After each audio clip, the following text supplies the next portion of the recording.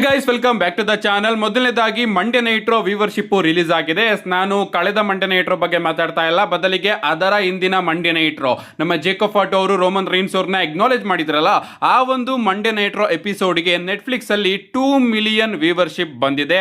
And ಆ ಒಂದು viewership ಇದೆಯಲ್ಲ, ನೆಟ್ಫ್ಲಿಕ್ಸ್ಗೆ WWE ಅವರು ಡೆಬ್ಯೂ ಆದಾಗಿಂದನೂ ಕೂಡ ಲೋಯೆಸ್ಟ್ ವ್ಯೂವರ್ಶಿಪ್ ಅಂತಾನೆ ಹೇಳ್ಬೇಕು. ಇದಕ್ಕೆ ಸಿಕ್ಕಾಪಟ್ಟೆ ಕ್ವಶನ್ಸ್ಗಳು ಎದ್ದೇಳ್ತಾ ಇದೆ, ಯಾಕೆ ವ್ಯೂವರ್ಶಿಪ್ ಸಿಕ್ಕಾಪಟ್ಟೆ ಕಮ್ಮಿ ಆಯಿತು ಅಂತ.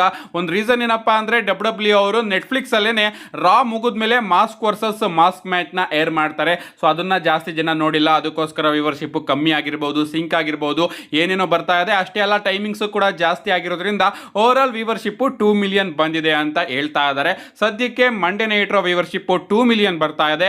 ಅಂಡ್ ಸ್ಮ್ಯಾಕ್ ಡೌನ್ ವ್ಯೂವರ್ಶಿಪ್ ಕೂಡ ರಿಲೀಸ್ ಆಗಿದೆ. ಸ್ಮ್ಯಾಕ್ ಡೌನ್ ವ್ಯೂವರ್ಶಿಪ್ 1.092 ಮಿಲಿಯನ್ ಬಂದಿದೆ. ಸೊ ಸ್ಮ್ಯಾಕ್ ಡೌನ್ ಚೂರು ಇಂಪ್ರೂವ್ ಆಗಬೇಕು, ಮಂಡೇ ನೈಟ್ರೋ ಇಂಪ್ರೂವ್ ಆಗ್ತಾನೆ ಇದೆ. ಬಟ್ ಸ್ಮ್ಯಾಕ್ ಡೌನ್ ಏನ್ ಟ್ರೈ ಮಾಡಿದ್ರು ಕೂಡ ಅಲ್ಲಿ ಏನು ಕೂಡ ಕನೆಕ್ಟ್ ಆಗ್ತಾ ಇಲ್ಲ, ಸಿಕ್ಕಾಪಟ್ಟೆ ಬೋರಿಂಗ್ ಆಗಿ ಹೋಗ್ತಾ ಇದೆ. ನೆಕ್ಸ್ಟ್ ಅಪ್ಡೇಟ್ ಕಡೆ ಬರೋದಾದ್ರೆ ಇದಿರ್ತಕ್ಕಂಥದ್ದು WWE upcoming premium live and schedules ಗಳ ಬಗ್ಗೆ. WWE ಅವರು ಯಾವ ಪ್ರೀಮಿಯಂ ಲೈವ್ ಅಂಡ್ ನ ಅಫಿಷಿಯಲ್ ಆಗಿ ಅನೌನ್ಸ್ ಮಾಡಿದ್ದಾರೆ ಅಂತ ನಾವು ನೋಡೋದಾದ್ರೆ, ಜೂನ್ 27ನೇ ತಾರೀಕು ನಮಗೆ knight of champions premium live and ನೋಡೋದಕ್ಕೆ ಸಿಗ್ತಾ ಇದೆ. ಜುಲೈ 18ನೇ ತಾರೀಕು WWE ಅವರು ಸಾಟರ್ಡೆ ನೈಟ್ ಮೇನ್ ಇವೆಂಟ್ ನ ಅಫಿಷಿಯಲ್ ಆಗಿ ಅನೌನ್ಸ್ ಮಾಡಿದ್ದಾರೆ. ಇದಾದ್ಮೇಲೆ ಆಗಸ್ಟ್ 1 ಹಾಗೆ 2ನೇ ತಾರೀಕು ಸಮ್ಮರ್ ಸ್ಲಾಮ್ ನೋಡೋದಕ್ಕೆ ಸಿಗ್ತಾ ಇದೆ. ಸೆಪ್ಟೆಂಬರ್ 6ನೇ ತಾರೀಕು ಇನ್ನ ಒಂದು ಸಾಟರ್ಡೆ ನೈಟ್ ಮೇನ್ ಇವೆಂಟ್ ನ WWE ಅವರು ಅಫಿಷಿಯಲ್ ಆಗಿ ಅನೌನ್ಸ್ ಮಾಡಿದ್ದಾರೆ. ಅಕ್ಟೋಬರ್ 10ನೇ ತಾರೀಕು ನಮಗೆ ಮನಿ ಇನ್ ದ ಬ್ಯಾಂಕ್ ನೋಡೋದಕ್ಕೆ ಸಿಕ್ಕರೆ, ಮುಂದಿನ ವರ್ಷ ರಸಲ್ ಮೇನಿಯಾನು ಕೂಡ WWE ಅವರು ಅಫಿಷಿಯಲ್ ಆಗಿ ಅನೌನ್ಸ್ ಮಾಡಿದ್ದಾರೆ.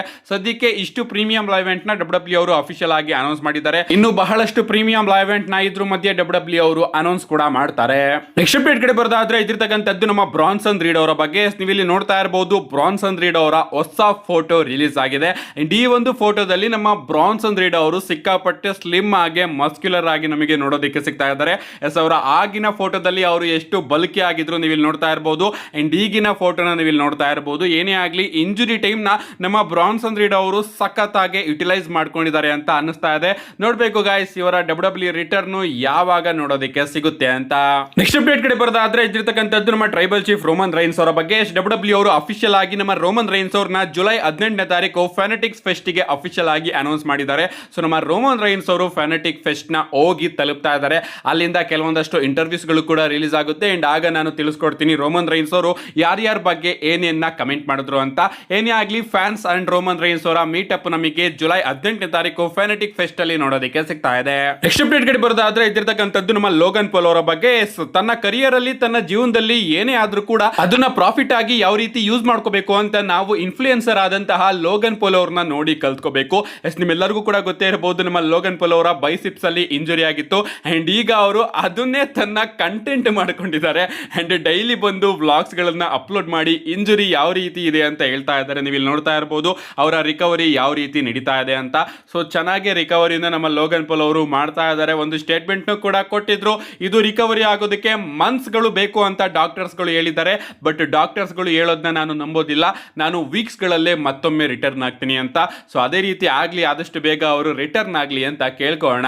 ನೆಕ್ಸ್ಟ್ ಅಪ್ಡೇಟ್ ಕಡೆ ಬರೋದಾದ್ರೆ ಇದಿರ್ತಕ್ಕಂಥದ್ದು ಒಂದು ಕಾಂಟ್ರವರ್ಸಿ ಬಗ್ಗೆ. ಸೊ WWE ಕಂಪನಿಯಲ್ಲಿ ಮತ್ತೊಮ್ಮೆ ಕಾಂಟ್ರವರ್ಸಿ ಆಗ್ತಾ ಇದೆ ಅಂತ ಅನ್ಕೋತೀನಿ. ಈ ಒಂದು ಕಾಂಟ್ರವರ್ಸಿ ಮತ್ತೊಮ್ಮೆ ಆಗ್ತಾ ಇರೋದು ನಮ್ಮ ನಿಕ್ಕಿ ಬೆಲ್ಲಾ ಅವರ ಕಾರಣದಿಂದ. ರೀಸೆಂಟ್ ಆಗಿ ನಮ್ಮ ನಿಕ್ಕಿ ಬೆಲ್ಲಾ ಅವರು ತನ್ನ ಇನ್ಸ್ಟಾಗ್ರಾಮ್ ಬಯೋದಿಂದ WWE hall of fame Nikki Bella ಅನ್ನೋ ಒಂದನ್ನ ತೆಗೆದು ಬರೀ ನಿಕ್ಕಿ ಬೆಲ್ಲಾ ಅಂತ ಹಾಕೊಂಡಿದ್ದಾರೆ. ಸೊ ತನ್ನ ಬಯೋ ನೇಮ್ ನ ನಮ್ಮ ನಿಕ್ಕಿ ಬೆಲ್ಲಾ ಅವರು ಚೇಂಜ್ ಮಾಡಿದ್ದಾರೆ ಅಂತ ಹೇಳ್ಬೇಕು. ಇದಾದ್ಮೇಲೆ ಸಿಕ್ಕಾಪಟ್ಟೆ ರೂಮರ್ಸ್ ಗಳು ಬರೋದಕ್ಕೆ ಶುರು ಆಗುತ್ತೆ. ಸೊ ಮತ್ತೊಮ್ಮೆ ನಮ್ಮ ನಿಕ್ಕಿ ಬೆಲ್ಲಾ ಅವರು WWE ಕಂಪನಿನ ಲೀವ್ ಮಾಡ್ತಾ ಇದಾರೆ ಅಂತ. ಯಾಕಂದ್ರೆ ನಿಮ್ಮೆಲ್ಲರಿಗೂ ಕೂಡ ನೆನಪಿಲ್ಲ ಅಂದ್ರೆ ನೆನ್ಪು ಮಾಡ್ತೀನಿ, ನಮ್ಮ ನಿಕ್ಕಿ ಬೆಲ್ಲಾ ಅವರ ಸಿಸ್ಟರ್ ಆದಂತಹ ಬ್ರಿ ಬೆಲ್ಲಾ ಹಾಗೆ ನಮ್ಮ ಪೇಜ್ ಅವರು WWE women's tag team champions ಗಳು.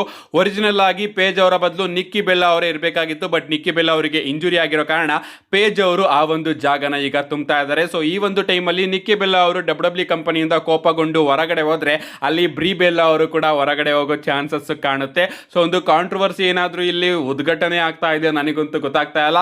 ಅಂಡ್ ಆ ಕಡೆ ಬ್ರಿ ಬೆಲ್ಲಾ ಹಾಗೆ ಪೇಜ್ ಕೂಡ ಎಲ್ಲಿಗೂ ಕಾಣಿಸ್ತಾನೆ ಇಲ್ಲ. ಅವರು ಇದಾರೋ ಇಲ್ವೋ ಏನು ಕೂಡ ನಮಗೆ ಗೊತ್ತಾಗ್ತಾ ಇಲ್ಲ. ಯಾಕಂದ್ರೆ ಶೋಗೆನೆ ಅವ್ರನ್ನ ಕರ್ಕೊಂಡು ಬರ್ತಾ ಇಲ್ಲ. ನಿಜವಾಗ್ಲೂ ಪೇಜ್ ಅವ್ರನ್ನ ನಾನು ಏನೋ ಅನ್ಕೊಂಡಿದ್ದೆ, ಈಗ ಈ ರೀತಿ ಬುಕ್ಕಿಂಗ್ ಸಿಗೋದಾದ್ರೆ ಅವ್ರು ಇದ್ರು ಒಂದೇ, ಇಲ್ಲದೆ ಇದ್ರು ಒಂದ್ರೆ WWE ಕಂಪನಿಯಲ್ಲಿ ಯಾಕೆ ಕೊಡ್ಬೇಕು ಗುರು ಈ ರೀತಿ ಬುಕ್ಕಿಂಗ್ ನ ಕೊಡೋದಕ್ಕೆ? ಮತ್ತೆ ಯಾಕೆ ಕರ್ಕೊಂಡ್ ಬರ್ಬೇಕಿತ್ತು ಅಲ್ವಾ? ಏನೇ ಆಗ್ಲಿ, ಸಿಕ್ಕಾಪಟ್ಟೆ ಬೇಜಾರಾಗುತ್ತೆ ಈ ರೀತಿ ಬುಕ್ಕಿಂಗ್ ನ, ಅದು ಕೂಡ ಲೆಜೆಂಡ್ಸ್ ಗಳಿಗೆ ಕೊಟ್ರೆ WWE ಅವರು. ನೆಕ್ಸ್ಟ್ ಅಪ್ಡೇಟ್ ಕಡೆ ಬರೋದಾದ್ರೆ ಇದಿರ್ತಕ್ಕಂಥದ್ದು ನಮ್ಮ ಏಜಲಿ ಅವರ ಬಗ್ಗೆ. ರೀಸೆಂಟ್ ಆಗಿ ರೆಸ್ಸಲ್ ವುಡ್ಸ್ ಅವರು Q&A ಮಾಡ್ತಾ ಇರ್ತಾರೆ ಅಂಡ್ ಅಲ್ಲಿ ಫ್ಯಾನು ಪ್ರಶ್ನೆನ ಕೇಳ್ತಾರೆ ಏಜೆಲಿ ಅವರು ಯಾವಾಗ ರಿಟರ್ನ್ ಆಗ್ತಾರೆ ಅಂತ. ಅಂಡ್ ಅದಕ್ಕೆ ರೆಸ್ಸಲ್ ವುಡ್ಸ್ ಅವರ ಆನ್ಸರ್ ಏನಪ್ಪಾ ಅಂದ್ರೆ WWE ಏಜೆಲಿ ಅವರು ಸದ್ಯಕ್ಕಂತೂ ರಿಟರ್ನ್ ಆಗೋದಿಲ್ಲ, ಅಂದ್ರೆ ಇಷ್ಟು ದಿನದಲ್ಲೇ ಏನು ರಿಟರ್ನ್ ಆಗೋದಿಲ್ಲ, ಸದ್ಯದಲ್ಲಿ ಅವರು ನೋಡೋದಿಕ್ಕೆ ಸಿಗೋದಿಲ್ಲ ಅಂತ ಆನ್ಸರ್ನ ಕೊಟ್ಟಿದ್ದಾರೆ. ಸೊ ಒಂದು ಲಾಂಗ್ ಗ್ಯಾಪ್ ನ ತಗೊಂಡು ಅದಾದ್ಮೇಲೆ ನಮ್ಮ ಏಜೆಲಿ ಅವರ ರಿಟರ್ನ್ ನಮಗೆ ನೋಡೋದಿಕ್ಕೆ ಸಿಗಬಹುದು. ಪ್ರಾಬಬ್ಲಿ ರಾಯಲ್ ರಂಬಲ್ ಅಲ್ಲಿ ನಾವೆಲ್ಲರೂ ಕೂಡ ಏಜೆಲಿ ಅವ್ರನ್ನ ಎಕ್ಸ್ಪೆಕ್ಟ್ ಮಾಡಬಹುದು ಅಂತ ಅನ್ಕೋತೀನಿ. ಯಾಕಂದ್ರೆ ಏಜೆಲಿ ಅವರು ಕೂಡ ಒಂದ್ ರೀತಿ ಶಾರ್ಟ್ ಟೈಮ್ ರಿಟೈರ್ಡ್ ಆಗಿದ್ದಾರೆ. ಸೊ ಅವರು WWE ಅಲ್ಲೇ ಇದ್ದಾರೆ, ಅವರ ಕಾಂಟ್ರಾಕ್ಟ್ WWE ಕಂಪನಿಯಲ್ಲೇ ಇದೆ, ಬಟ್ ಅವರ ಕಾಂಟ್ರಾಕ್ಟ್ ಪಾರ್ಟ್ ಟೈಮ್ ಕಾಂಟ್ರಾಕ್ಟ್ ಆಗಿದೆ. ಸೊ ಸದ್ಯದಲ್ಲೇ ನಮ್ಮ ಏಜೆಲಿ ಅವರ ರಿಟರ್ನ್ ನಮಗೆ ನೋಡೋದಕ್ಕೆ ಸಿಗೋದಿಲ್ಲ. ಇನ್ನು ನಮ್ಮ CM ಪಂಕ್ ಅವರು WWE ಕಂಪನಿಯಿಂದ ಏಕೆ ಹೊರಗಡೆ ಇದ್ದಾರೆ, ಕ್ರಿಯೇಟಿವ್ ವಿಚಾರದಿಂದ ಅವ್ರೇನಾದ್ರೂ ಹೊರಗಡೆ ಇದ್ದಾರಾ ಅಂತ ಇವರ ಬಳಿ ಪ್ರಶ್ನೆನ ಕೇಳಿದಾಗ ಇವ್ರು ಹೇಳ್ತಾರೆ ಇಲ್ಲ, ಯಾವುದೇ ರೀತಿಯ ಕ್ರಿಯೇಟಿವ್ ವಿಚಾರದಿಂದ ನಮ್ಮ CM ಪಂಕ್ ಅವರು WWE ಕಂಪನಿಯಿಂದ ಹೊರಗಡೆ ಇಲ್ಲ ಅಂತ. ಸೊ ಕ್ರಿಯೇಟಿವ್ ಥಿಂಗ್ಸ್ ಯಾವುದು ಕೂಡ ಇಲ್ವಂತೆ ಟೆನ್ಷನ್. ನಾನು ರೀಸೆಂಟ್ ಆಗಿ ಒಂದು ವಿಡಿಯೋದಲ್ಲಿ ತಿಳಿಸಿದ್ದೆ, ನಮ್ಮ CM ಪಂಕ್ ಅವರ ಕಾಂಟ್ರಾಕ್ಟ್ ಅಲ್ಲೇ ಇದೆ, ವರ್ಷದಲ್ಲಿ ಒಂದ್ 2-3 ತಿಂಗಳು ಅವರಿಗೆ ಬ್ರೇಕ್ ನ ಕೊಡಬೇಕು ಅಂತ. ಸೊ ಆ ಒಂದು ಬ್ರೇಕ್ ನ ನಮ್ಮ CM ಪಂಕ್ ಅವರು ಈಗ ಎಂಜಾಯ್ ಮಾಡ್ತಾ ಇದಾರಂತೆ. ನಮ್ಮ ನೆಕ್ಸ್ಟ್ ಫೈನಲ್ ಅಪ್ಡೇಟ್ ಕಡೆ ಬರೋದಾದ್ರೆ ಇದಿರ್ತಕ್ಕಂಥದ್ದು ನಮ್ಮ ರೋಮನ್ ರೈನ್ಸ್ ಹಾಗೆ ಸೆತ್ ಫ್ರೀಕಿನ್ ರಾಲಿನ್ಸ್ ಅವರ ಸಮ್ಮರ್ ಸ್ಲಾಮ್ ಮ್ಯಾಚ್ ಬಗ್ಗೆ. ನಿಮ್ಮೆಲ್ಲರಿಗೂ ಕೂಡ ಗೊತ್ತೇ ಇರಬಹುದು, ರೀಸೆಂಟ್ ಆಗಿ ನಮ್ಮ ಡೇವ್ ಮೆಲ್ಸನ್ ಅವರು ಹಾಗೆ ಎಲ್ಲಾ ಸೋರ್ಸ್ ಇಂದನೂ ಕೂಡ ಅಪ್ಡೇಟ್ ಬಂದಿತ್ತು, WWE ಅವರು ಸಮ್ಮರ್ ಸ್ಲಾಮ್ ಗೆ ರೋಮನ್ ರೈನ್ಸ್ ಹಾಗೆ ಸೆತ್ ಫ್ರೀಕಿನ್ ರಾಲಿನ್ಸ್ ಅವರ ಮ್ಯಾಚ್ ನ ಪ್ಲಾನ್ ಮಾಡ್ತಾ ಇದ್ದಾರೆ ಅಂತ. ನಾವೆಲ್ಲರೂ ಕೂಡ ಅನ್ಕೊಂಡ್ವಿ ಈ ಬಾರಿಯ king of the ring tournament ನ ಗೆದ್ದು ನಮ್ಮ ಸೆತ್ ರಾಲಿನ್ಸ್ ಅವರು ರೋಮನ್ ರೈನ್ಸ್ ಅವರಿಗೆ ಚಾಲೆಂಜ್ ಮಾಡಬಹುದು ಅಂತ. ಅಂಡ್ ಅದೇ ರೀತಿ ನಮ್ಮ ರೋಮನ್ ರೈನ್ಸ್ ಅವರ ಬಗ್ಗೆ ಸೆತ್ ರಾಲಿನ್ಸ್ ಅವರು ಶಾರ್ಟ್ಸ್ ಗಳನ್ನು ಕೂಡ ತಗೊಳ್ಳೋದಕ್ಕೆ ಶುರು ಮಾಡಿದ್ರು.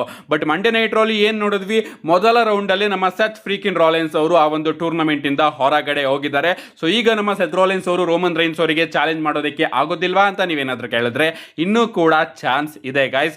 ಆ ಚಾನ್ಸ್ ಹೇಗಾಗುತ್ತೆ ಅಂದ್ರೆ, ಈ ಕಡೆ king of the ring tournament ನ ಗೆದ್ದವರು ಕೋಡಿ ರೋಡ್ಸ್ ಅವ್ರನ್ನ ಏನಾದ್ರೂ ಚೂಸ್ ಮಾಡಿದ್ರೆ ಅಲ್ಲಿ ರೋಮನ್ ರೈನ್ಸ್ ಅವರ ಅಪೋನೆಂಟ್ ಆಗಿ ಸಮ್ಮರ್ ಸ್ಲಾಮ್ ಅಲ್ಲಿ ಯಾರು ಇರ್ತಾರೆ, ಸೊ ಆಗ WWE ಅವರು ಸೆತ್ ಫ್ರೀಕಿನ್ ರಾಲಿನ್ಸ್ ಅವ್ರನ್ನ ತಗೊಂಡು ಬರಬಹುದು.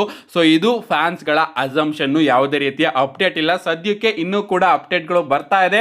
ಸೆತ್ ರಾಲಿನ್ಸ್ ಹಾಗೆ ರೋಮನ್ ರೈನ್ಸ್ ಅವರ ಮ್ಯಾಚ್ ಸಮ್ಮರ್ ಸ್ಲಾಮಿಗೆ ಪ್ಲಾನ್ ಆಗಿದೆ ಅಂತ.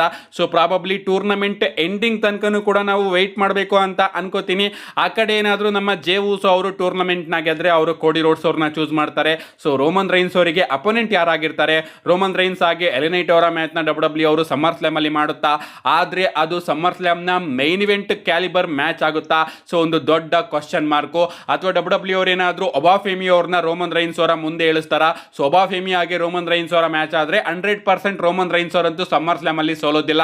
ಸೊ ಒಬಾಫೆಮಿ ಅವ್ರನ್ನೇನಾದ್ರೂ WWE ಅವರು ಸೋಲ್ಸಿದ್ರೆ ಅವರ ಕ್ಯಾರೆಕ್ಟರ್ ಏನಾಗುತ್ತೆ, ಅಥವಾ WWE ಅವರು ಒಬಾಫೆಮಿ ಹಾಗೆ ಬ್ರಾಕ್ ಲೆಸ್ನರ್ ಅವರ ಮ್ಯಾಚ್ ನ ಇನ್ನೂ ಕೂಡ ಲೇಟ್ ಮಾಡಿ ಒಬಾಫೆಮಿ ಹಾಗೆ ರೋಮನ್ ರೈನ್ಸ್ ಅವರ ಮ್ಯಾಚ್ ಸಮ್ಮರ್ ಸ್ಲಾಮ್ ಅಲ್ಲಿ ಆದಾಗ ಬ್ರಾಕ್ ಲೆಸ್ನರ್ ಅವರು ಬಂದು ಒಬಾಫೆಮಿ ಅವರ ಮೇಲೆ ಅಟ್ಯಾಕ್ ಮಾಡ್ತಾರ, ಈ ರೀತಿ ಆಂಗಲ್ ಏನಾದ್ರೂ ತೋರಿಸ್ತಾರ.